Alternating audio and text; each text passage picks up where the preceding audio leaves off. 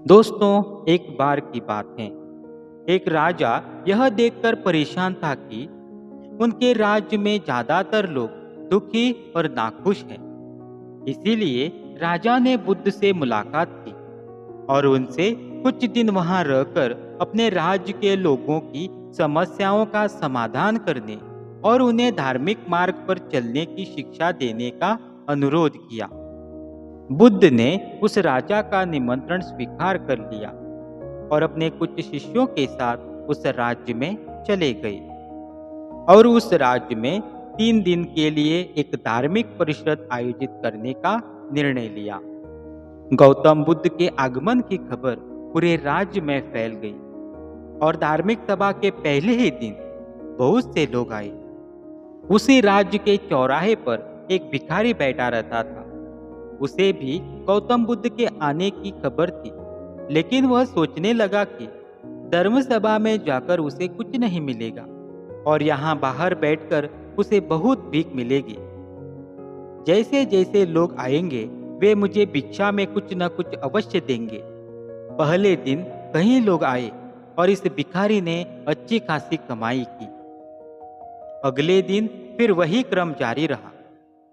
भिखारी ने भीख मांगने के साथ साथ यह भी देखा कि धार्मिक सभा में जाते समय लोग उदास और दुखी होकर जाते थे और उन्होंने उसे कुछ दिया भी नहीं। जब वही लोग बुद्ध से मिलकर वापस आते हैं तो बहुत खुश दिखाई देते हैं और खुशी खुशी भिक्षा भी देते हैं।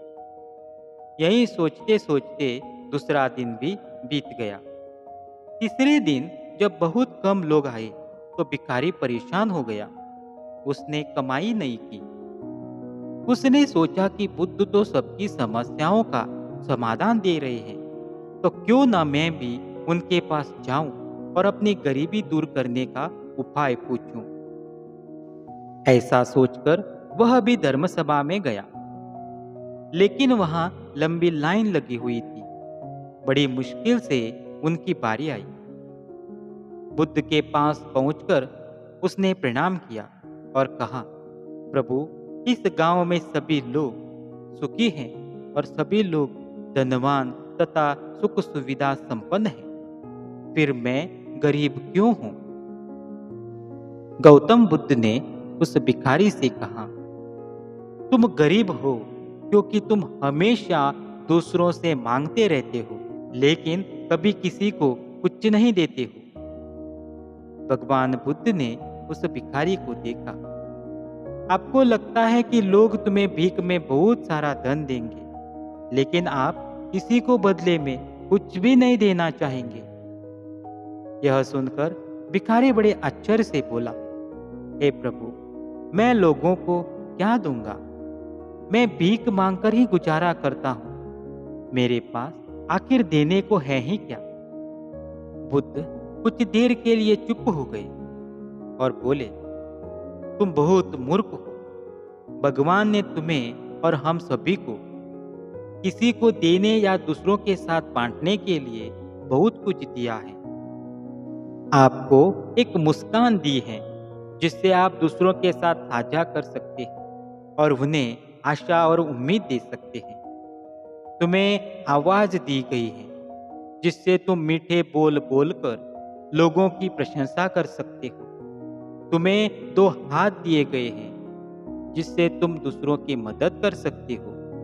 तुम्हें एक स्वस्थ शरीर दिया है जिससे तुम भीख मांगने के बजाय कड़ी मेहनत कर सकते हो। जिस व्यक्ति को भगवान ने बिना किसी कमी के ये चीजें दी हैं, वह कभी गरीब नहीं हो सकता। आप सिर्फ अपने सोच के कारण गरीब हैं। जैसे ही आप इस सोच से बाहर निकलेंगे, आप खुद को दूसरों की तरह अमीर समझने लगेंगे और आपकी जिंदगी भी बेहतर हो जाएगी। दूसरों की खुशी देखकर अपनी तुलना दूसरों से न करें। भगवान ने सभी को अमीर बनाया है, बस जरूरत है तो अपनी सोच सुधारने की। भगवान बुद्ध की बात सुनकर उस भिखारी को अपने जीवन का मूल्य समझ में आया और वह उनके द्वारा दी गई शिक्षाओं के अनुसार अपना जीवन जीने लगा। दोस्तों, जब हम सभी अपनी तुलना दूसरों से करते हैं या दूसरों को खुश देखते हैं तो हमें लगता है कि हमारी जिंदगी खराब है और बाकी सब मजे में है। हम अपने जीवन में कभी अच्छी चीजों पर ध्यान केंद्रित नहीं करते हैं। हम कभी यह नहीं सोचते कि भगवान ने हमें स्वस्थ शरीर दिया है, जो सबसे कीमती चीज है।